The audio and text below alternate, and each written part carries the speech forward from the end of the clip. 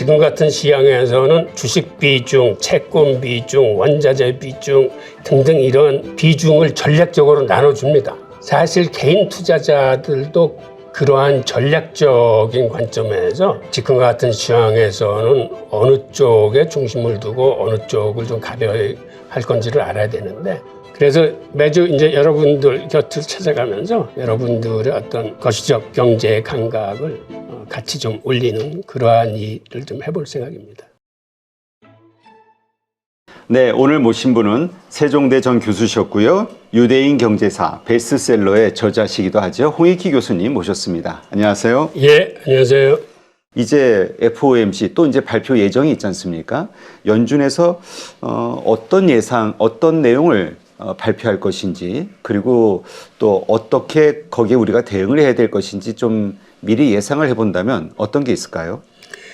예, 우선 지금 말씀하신 대로 연준이 2% 선제 대응에 실패를 하고 3, 4% 올라갔을 적에도 평균 인플레이션 개념을 도입한다고 해서 방치하고 있다가 올 3월 달에 7.9%의 인플레이션이 발표되고 나서야 이제 긴축기조로 돌아섰습니다. 그런데 이렇게 되면 무슨 문제가 생기냐면 선제 대응을 했으면은 0.25%씩 정상적인 금리 인상으로 경제 주체들이 그 충격을 흡수할 수 있는 이런 시간적 여유를 가지고 대응했을 텐데 7.9%라는 그 고인플레이션 상황에서 대처를 하다 보니까 지금처럼 급격하게 빅스텝이나 자이언트 스텝을 밟았을 뿐이 없거든요. 그러니까 이런 상황에서는 스태그플레이션이 같이 와요. 네.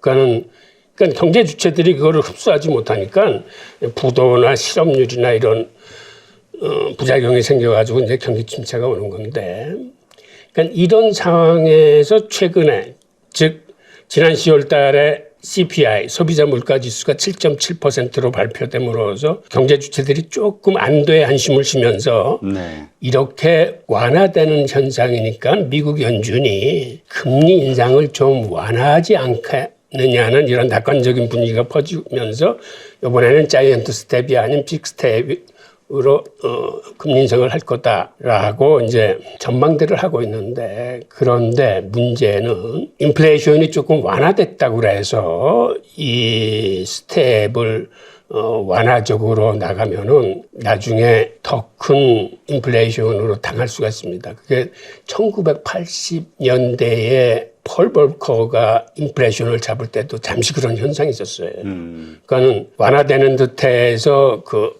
인상 기조를 좀 늦췄다가 다시 두 자릿수로 올라가는 바람에 아주 혼난 적이 있거든요. 네. 그러니까 그러한 과거 사례를 잘 알고 있는 연준이 과연 상황이 좀 완화됐다고 해서 스탠스를 같이 완화시킬 것이라고 하는 그 전망은 조금은 조심해야 될 전망이라고 보이고 있고요.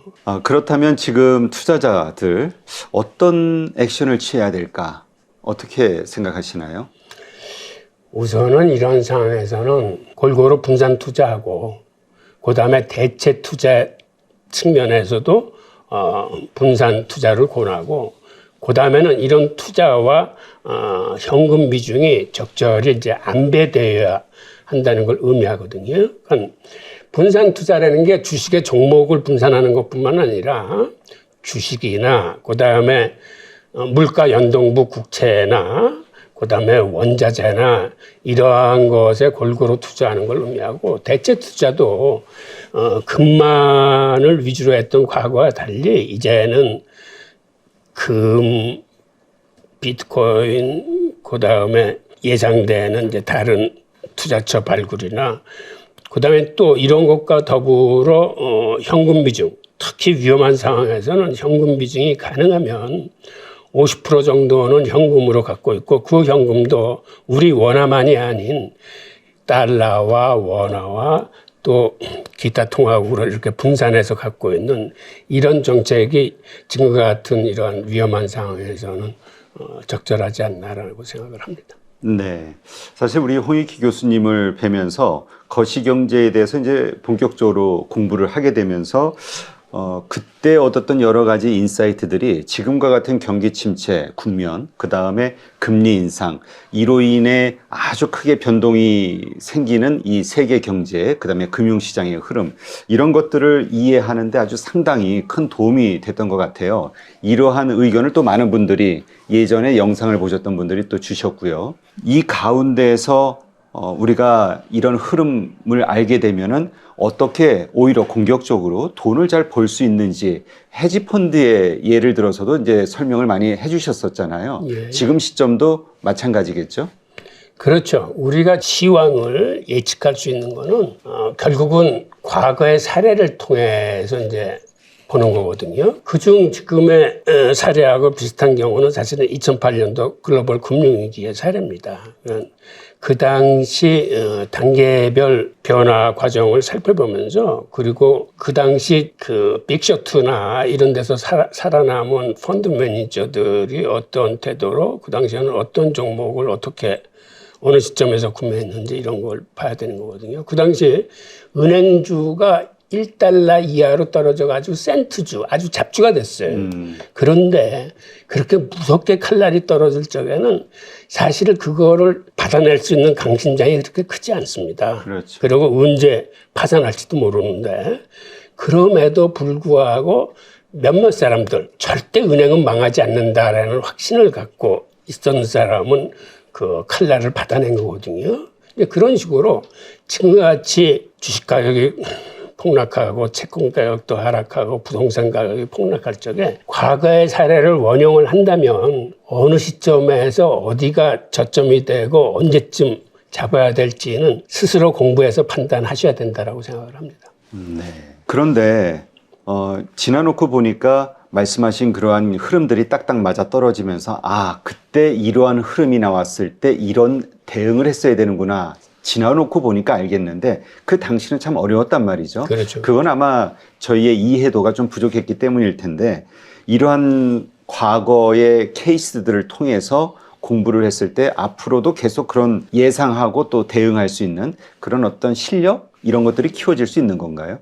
투자 시장에서도 전술보다는 전략이 굉장히 중요한 경우가 많습니다. 네. 그러니까는 주식 종목을 잘 발굴하고 이렇게 하는 건 일종의 전술이고, 전략이라는 거는 그보다 더 큰 통찰력이나 눈을 갖고 있는 상급자들이 보통 지금 같은 시장에서는 주식 비중, 채권 비중, 원자재 비중 등등 이런 비중을 전략적으로 나눠줍니다. 그러니까 이런 상황은 점점 위험자산이 위험해지고 안전한 대체처를 찾아야 된다 그러면 그 비중 자체가 변하는 거거든요. 사실 개인 투자자들도 그러한 전략적인 관점에서 지금과 같은 시황에서는 어느 쪽에 중심을 두고 어느 쪽을 좀 가벼이 할 건지를 알아야 되는데, 그렇게 하기 위해서는 거시경제의 흐름을 좀 제대로 공부하시는 수뿐은 없어요. 사실 재테크 시장에서는 연준의 발표 하나, 그 다음에 지표 하나 발표 때마다 그 희비가 막 엇갈립니다. 그래서 그때 그런 희비에 쫓는 것보다는 큰 그림 속에서 대체로 앞으로 어떠한 형국을 밟을 것이라는 여러 이야기를 종합적으로 들어본 다음에, 그 다음에는 부정적으로 보는 시각, 그 다음에 긍정적으로 보는 시각을 양측 공이 받아들여가지고 그 시나리오별로 대응 플랜을 짜는 겁니다. 단계별로. 그래서 자기의 시각을 좀 더 객관화하는 게 중요한 거고, 그렇게 시나리오별 대응을 짜놓고 보면 우리가 예측을 하지 않아도 그때 상황에 따라서 대응할 수 있게 되는 거거든요. 네. 그러니까 예측을 사람이 한다는 게 그렇게 쉬운 일은 아니고, 그러니까 예측보다는 대응하는 실력을 키워야 되는 거죠.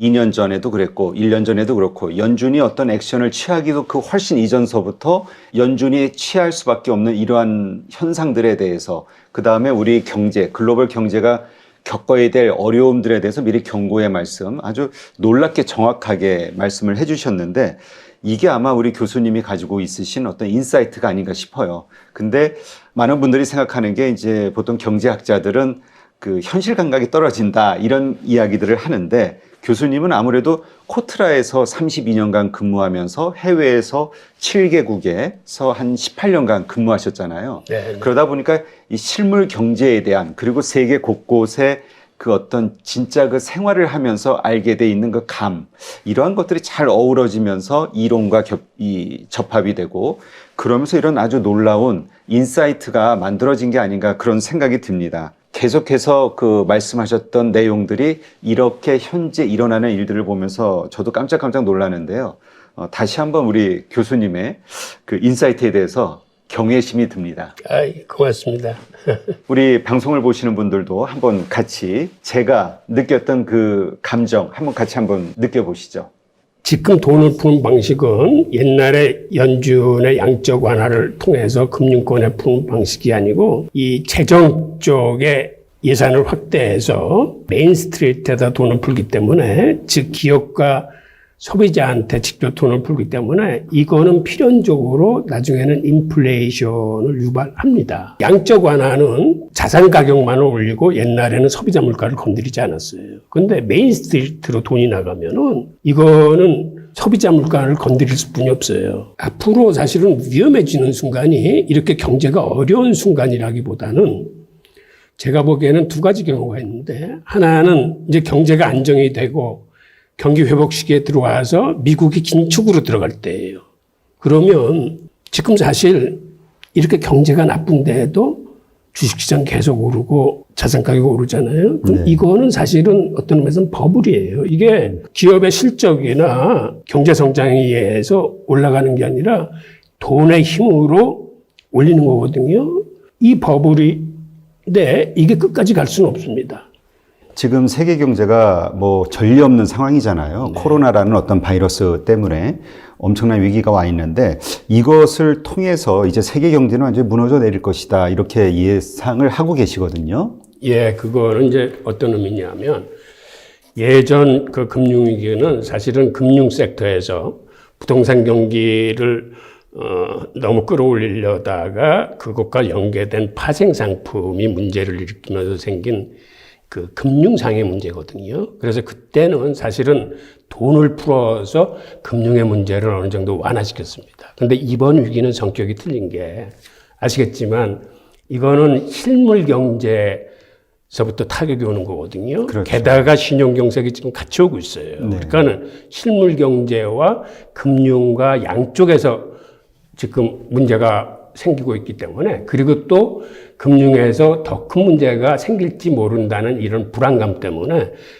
경기가 굉장히 급하게 위축되고 있을 뿐만 아니라 지금 다음 달에도 인플레이션 지수가 이렇게 나온다면은 생산자 물가 지수나 그 다음에 그 수입 물가 지수나 소비자 물가 지수가 이 상승세를 계속한다면은 이건 사실은 굉장히 위험 신호입니다. 가장 중요한 거는 금리의 동향이에요.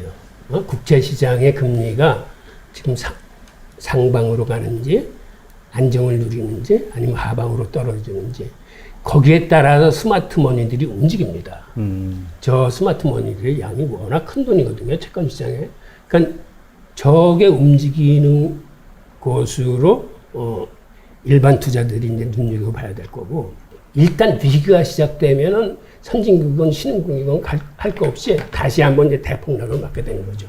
그렇다 하더라도 그 자산이 덜 떨어지는 쪽으로 가야 되고. 교수님께서 이제 여러 가지 일어나는 현상들, 경제 흐름들 이것을 좀 과거 사례들과 이렇게 맞물려서 어떻게 대응을 해야 될 것인지 그 다음에 과거에는 어떻게 대응을 했을 때 좋은 결과가 있었는지 이런 것들을 한데 좀 한번 설명을 해봐 주시죠. 예. 우선 미래의 예측이라는 건 사실은 대부분이 과거의 사례를 통해서 우리가 미래를 내다보는 겁니다. 세계의 역사는 반복되거든요. 경제사도 마찬가지입니다. 그래서 공황이 계속 반복돼 왔던 그런 현상들이 또 그 공황 때마다 각국 정부가 어떻게 대처해 왔는지를 통해서 우리가 좀 더 올바른 정답을 이제 찾아내는 그러한 수순인데 많은 분들은 이제는 재테크 차원을 떠나서 거시경제 흐름을 이해하시는 게 옛날보다는 이제 많이 이제 출중해지셨어요. 그래서 옆에서 조금만 더 도와주면 그것들을 혼자 본인의 판단력으로 수습하고 투자의 맥을 잡아가실 수 있거든요. 제가 할 수 있는 일은 매주 실시간으로 발생하는 그러한 현상들 혹은 경제적인 이슈 발췌해서 거기서 중요한 것에 대해서 과거의 사례와 더불어서 거기서 찾을 수 있는 어떠한 해답의 언저리들을 이제 보여드리는 게 이제 제 역할이라고 생각하고, 그래서 매주 이제 여러분들 곁을 찾아가면서 현재 시황에서 가장 중요한 이슈들을 해부하면서 여러분들의 어떤 거시적 경제 감각을 같이 좀 올리는 그러한 일을 좀 해볼 생각입니다. 네. 위기는 기회라는 얘기가 있습니다. 사실은 큰 부자는 이런 어려움 속에서 태어납니다.